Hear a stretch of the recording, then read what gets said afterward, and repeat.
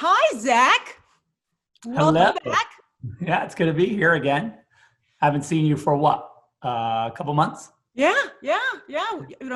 We had such a great time talking about the Snyder Cut, Yeah. and we both went our separate ways. So, what have you been doing? What you Uh, been doing, Zach? well, I mean, I've been doing, there's a fair amount of stuff I've been doing. Actually, also finishing up Army of the Dead. Can't wait Which for that. an amazing, the movie is bonkers, but in a great way. I'm super happy with what we did and just how like genre destroying it is in a great way. It's already a franchise, Zach. Yeah, and it's a lot of confidence. I like that. So we're doing that. We're finishing that up, and and it's been a lot of fun. And every day I see new shots come in. So I don't know. Sort of the process is that you and I'm sure everybody's familiar with this, but maybe not. We edit the movie, and meanwhile we're working on the visual effects, as you can probably imagine. And then the visual effects are slightly behind the edit, so the picture kind of gets locked, and then sound and visual effects are working. So the shots start coming in. Oh, that's so cool, because they don't want to work on something that's going to get cut. Yeah, exactly. So we'll block it. And then, you might have imagined that there was you've seen like a preview screening of a movie or a rough cut or whatever, and the visual effects are kind of half done, or temps, we call them temps. And then they deliver the finals. And it's really it's fun for me, frankly, because when you see a final that you've been working on for a while, and suddenly, it's like the shots come to life, and it's amazing, and you go, wow, that's how cool that is. It's fun. It's kind of you have that experience when you make the movie, and then you have that second time you get to have that experience again. So it's kind of fun making sort of visual effects heavy films, because you kind of get that second kick at the can. I have to ask, are your zombies practical or VFX? Oh, they're very practical. Oh, there's nice. there's a couple wide shots, where there's like a army of, like a Lord of the Rings style zombie horde. And those are, there's some digital zombies there, but 99.9% of them are just like, scary ass kicking zombies, which is pretty, I like that kind of zombie. Yeah. Are you kidding? From day one, Zach, from day one. I'm known for that. So you've also been doing some additional photography on a little project that I think people are paying attention to. Yeah. I'm also working on another movie. At the same, it's hard because you're busy, but COVID, it's been really nice because I think we talked about this before, but maybe not. I have my editorial suite is upstairs here at the office, and so I'm able to jump back and forth between the two movies just sitting at a desk. That's awesome. Literally just connect to the other project, and there it is, and we just work on it. So that part's really seamless. Yeah. So, and this same process is going on with Justice League. That's the movie, in case you didn't know. Yeah. It's Justice League. That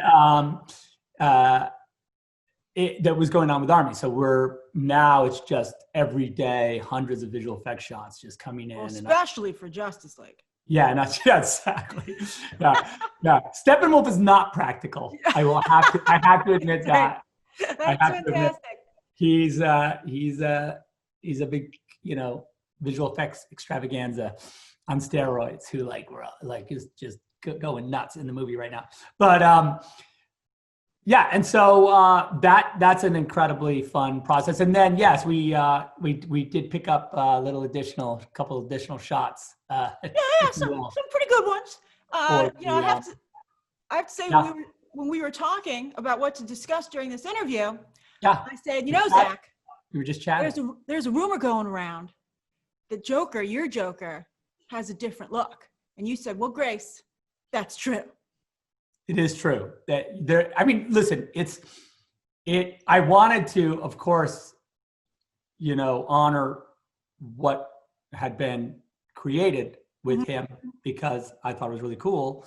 But I also felt like in this, I'm not going to tell you what happens in the little scene, but we won't tell everybody else. Oh yeah, yes, I did tell.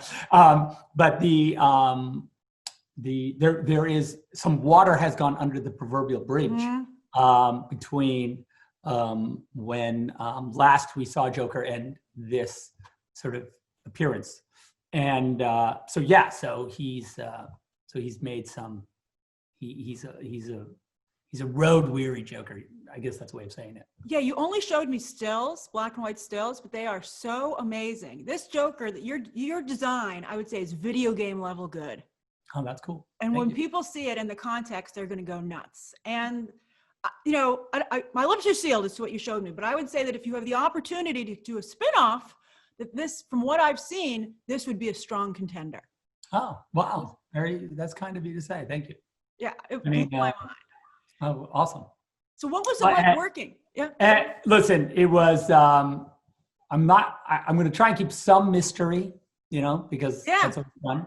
But I will say that it was fun having a segment of the band together for this little vignette, if you will. And working with Jared was really amazing. His attention to detail, and he really cares a lot about it being awesome. And so, it was fun, and everyone did an amazing. Everyone, and even trying to shoot in COVID, is a bit of a deal. But everyone brought like huge A game and really wanted it to be cool. And I couldn't be happier with what those guys did. And it's just cool and good fun. Well, speaking of, yeah. Well, I mean, it's fun to do it. It was kind of, for me anyway, it was kind of look, there's a lot of pressure to make the thing cool and all that. But at the same time, on the other hand, it was a complete, the scene was a thing that a part of the world that I love and that I felt like needed to be just added to this movie, and that it's like we talked about, it's really the only thing that I've added outside of the original photography. It's like I do want to ask you about that, but first I want to ask with Jared, what was it like giving him the call that you wanted him to come back? What was it was cool. I don't that process also, between an actor and director talking about like what they want to do. I don't want to violate that trust, but I will say that he was really gracious with his entertaining my idea, and I told him that it was a thing that I had felt like even when I was working on Justice League in London, that I felt like was an inevitable a course that the movie had to take. And so when I told him that it was a thing that I've been kicking around in my head for quite a while, I feel like he just kind of sort of warmed up to this idea that is kind of an inevitable thing that kind of had to happen. So I am grateful, and I am forever in debt to his kindness and for doing it, and also for the rest of the guys that showed up to just crush. So, also we know Ben Affleck was back. Did he say anything about being back in the batsuit? Yeah, he I think he forgot how uncomfortable it is, but that's fine. He was incredibly gracious, and again, it's funny how they just. You watch them just go, oh, it was like yesterday. Oh, really? Yeah, it was really fun.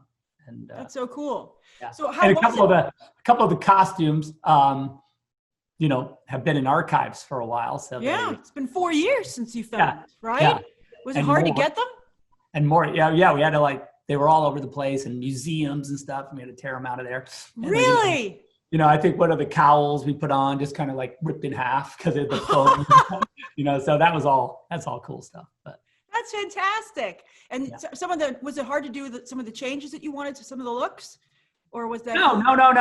That was all super seamless and happened really organically, and was right in with, sort of my way of sort of seeing how I like the universe to look. And so it was very particular, but also really satisfying to sort of see it real. Oh, it always is for me. It's one of the funnest things is just to have it, be physical in front of me. That's just fun. I think you nailed it, beyond what I would have expected. But so what do you say to people? There are some people who are like, "You're shooting additional scenes. You're cheating, Zach. You're just making a whole new movie." Right. I mean, what do you say to that?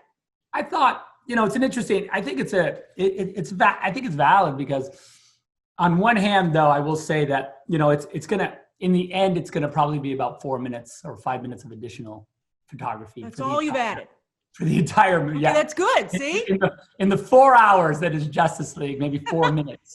And I don't know that you've seen a lot of movies. There's a few, but there's not a lot of movies that have 4 minutes of additional photography beyond what was shot in principle. Most movies have quite a bit more than that. And most movies, the cool thing about this film is that, it is a pure extraction from the script that Chris and I worked on, that Chris wrote. It is directly from the page through the prism that is the experience of making the movie, working with these amazing actors, and then creating this epic story. And there's no, focus groups or, this is just. You don't have to have any focus groups? Yeah, we don't do any of that. Oh, that's fantastic. This is just straight back. So that's an amazing work. And listen, part of the reason that when we first started talking about whether this was possible, part of the reason I wanted to do it was because I made,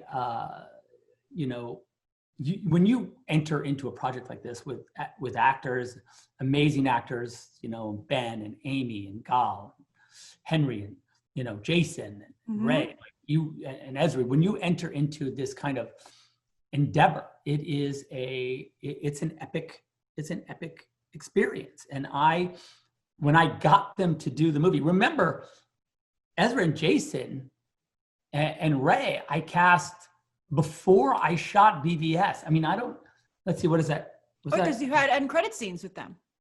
Well, no, they're in the body of the movie, remember, with the, yeah. And that's literally, and we shot Ezra in pre-production on BVS. I think that's 2014. Am I wrong about that? That's amazing. And not everybody here was that amazing before you picked them.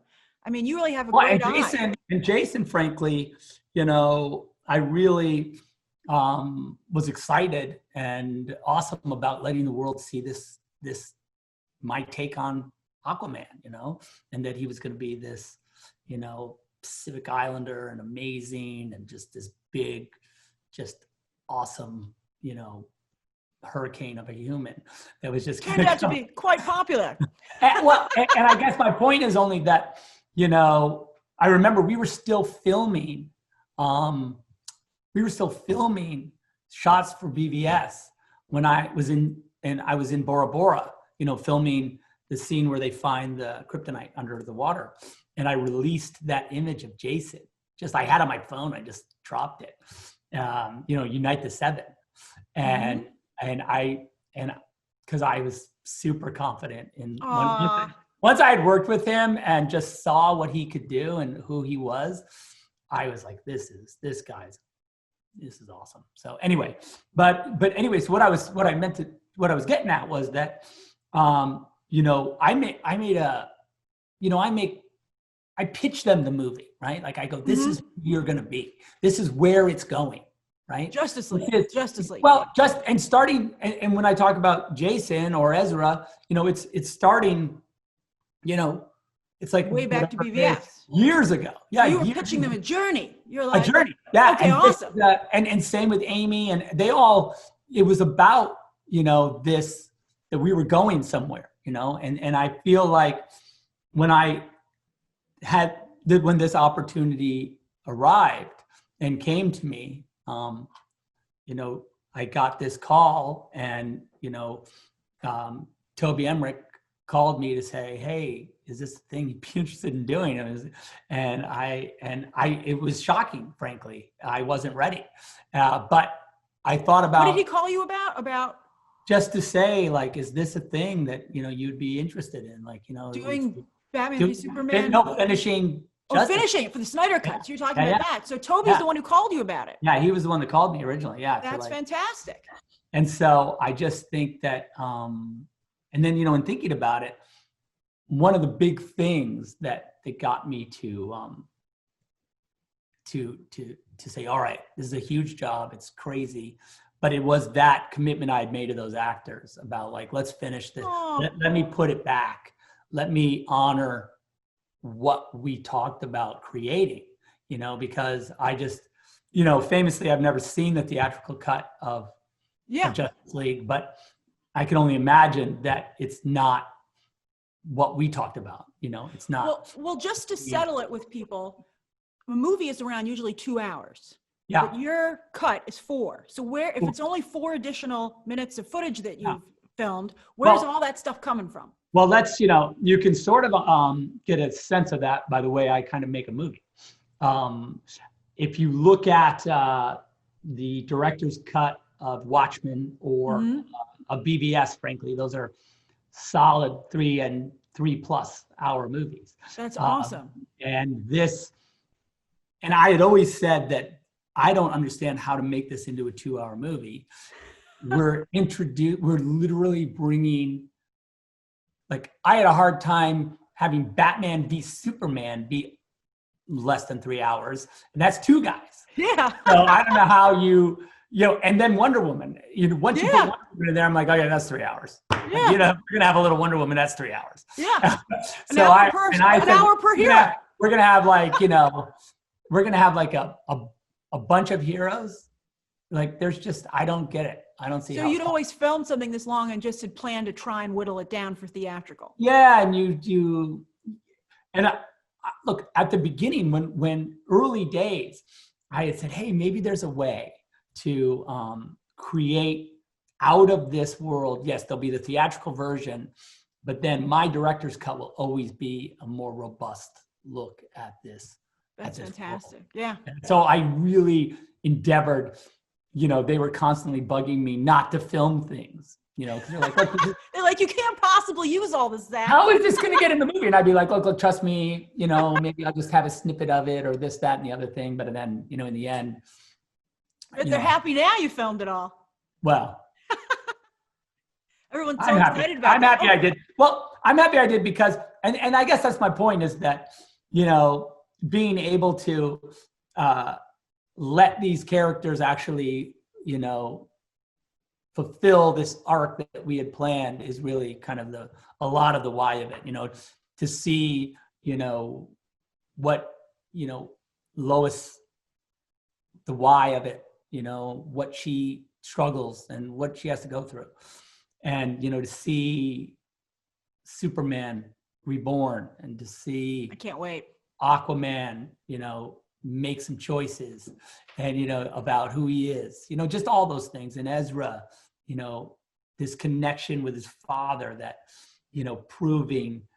finding his place again, and it's all these, because, the Justice League is, they're all slight misfits and and this is it's all about them, Bruce kind of making a family out of these impossible misfits. Bruce is very good at making families.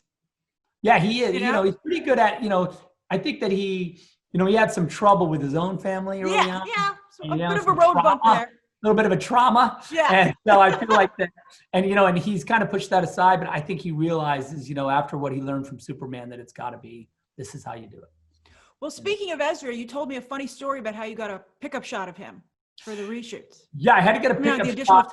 I had to get a pickup shot of Ezra. And, when we were doing this little bit, and so the only way to do it, he's on Fantastic Beasts, so, and that's in London, and we weren't gonna, travel to London. Unfortunately, I would love to have done that. Well, it's pandemic rules. During pandemic, we weren't. Yeah, pandemic rules. And so what we did is we picked him up on the on a Zoom. That's fantastic. And the Fantastic Beasts crew, I sent them these drawings. I was like, okay, this is what he has to do. This is where he is, blah, blah, blah. And I was just looking for the photo. I can't find it. But anyway. So you zoomed him on set? So they did lighting and everything? I was right here. I'm here, and he was on his little set. There was 3 monitors for me, so I could see the set, and I could see Ezra, and I could see the camera.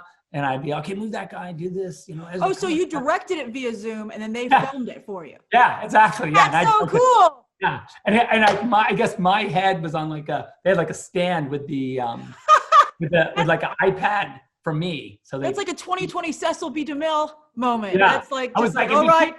I was like, is there any way that could be like on a remote control car that I could drive it around a little bit? That'd be great. That'd be so funny. Yeah, those things in the hospital, but but anyway, it was really fun. It was only a teeny bit, so it worked out pretty fun. Well, it's a pretty big day on Tuesday, November 17th. Yes. That's the anniversary of the Twitter revolution that led to the Snyder Cut becoming a reality. Yes. Do you have any plans that might involve all of us? Maybe? Yeah. So look, this whole project comes back to the fans, and in the end, it will always, that's just how it will always be. And, whatever, however we go forward, and whenever this is looked at, it's a fan initiative. It's a fan created phenomenon. So, a year ago, this will be the 3rd anniversary of the theatrical release of the movie. But a year ago, on 17th of November, which was the date of the theatrical release, the internet, if you will, or the fans, they really marshaled their forces, and they created this very loud cry that was heard all over the world. And the numbers are staggering. I think that it's like I forget like what the number, like it's like 1 billion impressions and like whatever. It's crazy. It was gorgeous. You trended all day. Your whole cast chimed in. That's like millions. Yeah, cast. They all knew. So it was really an amazing moment that really I feel like solidified the chance that this would become a reality. And so on this 17th, there's a couple things happening. One, AFSP, which is this amazing organization, which is all about suicide prevention. It's our big cause. That has the fans have raised just about $500,000. We're right close to $500,000. That's amazing. And it's unbelievable. We talk about, I always talk about the fact that this, love it or hate it, you can think whatever you want about this fandom, but the true is that these guys have, with what they've done and the money they've raised, they have literally saved lives. And that is a fact. Like the movie's the movie, whatever. Like, it's fine, and it's fun to make a movie, and it's fun to make a superhero movie, and that's cool and all. But like the actual work that these guys have been able to do is real and tangible and saved people's lives and changed people's lives. And that's just the thing that I am humbled before, and do whatever I can to volumize, because it's really just incredible work. So what we plan on is always with sort of the mind toward like, if it's possible to keep everybody hammering away at AFSP, to like give them $1, give them whatever. We're also talking about doing like a little bit of another raffle. I'm gonna I don't know what, I'm gonna find some kind of artifact from my collection of Justice League paraphernalia or movie stuff, to say like, look, if you could show me like a receipt or something from your AFSP donation, you're in it to win this thing. So that's all happening. And then also so the raffle, you might do a raffle on Tuesday? It's kind of, it'll be right around then. It'll around then. Decide right after or whatever. But like the whole drive for me is just to get people to like go to AFSP and give them $1 or $2 or $10 or $10,000, whatever they want. I don't want to put a cap on it, but I understand that if it's $1. Every bit helps. Yeah, every teeny bit helps. Yeah, dime helps. Everything helps. So, and then we just launched this new Darkseid T-shirt the other day. Yes. We have this beautiful T-shirt, and it's only available for a limited time, correct? Yeah. Alex Pardee created it, and it was like this it's like an amazing Darkseid image. So it's really fun. I'll put the link down below where people can buy it, and it'll ship around December 10th, which great. means it would be a great Straight Christmas present. Right under the tree, I think. Yeah. Or you could wear it around, like people could wear it around their own homes and say, "Oh, the Christmas cookies shall be mine." Yeah, exactly. And then that's awesome. Yeah, with the Santa hat and like some of the colors are similar. I think it's a great look. It's great. Yeah, you'll be the talk of your family. He's a little Scroogey, but that's cool. Like I think it's good. Perfect. They should make a Christmas Carol with Darkseid. Yeah. Or like how about like an ornament? That would be cool. A little Darkseid ornament. Next year. That's how you raise money next year. I know. I could get those guys on like right now. Come on, guys. You can't sculpt me a Darkseid Christmas ornament in that month. Come on. Yeah. You call yourselves. Yeah. People. Come on, you elves. But anyway, so yeah. So that's kind of the drive that we're all about right now. Mm-hmm. And then what I'm trying to do is on the 17th, I'm going to, I don't know if you realize, but the Justice League trailer, there was a little issue with the music rights. And so we noticed. It kind of came down. So it's coming back. We've got it all worked out. And so it's coming back, yes. And what I was going to do is the initial release of the trailer that we're going to just put back up is going to be on the 17th. And it's going to, what I was going to do for a little live stream on Vero, same way I did Man of Steel live stream and BVS live stream, is we're going to take the trailer and I'm going to break it down shot by shot, just go through it. Oh, wow.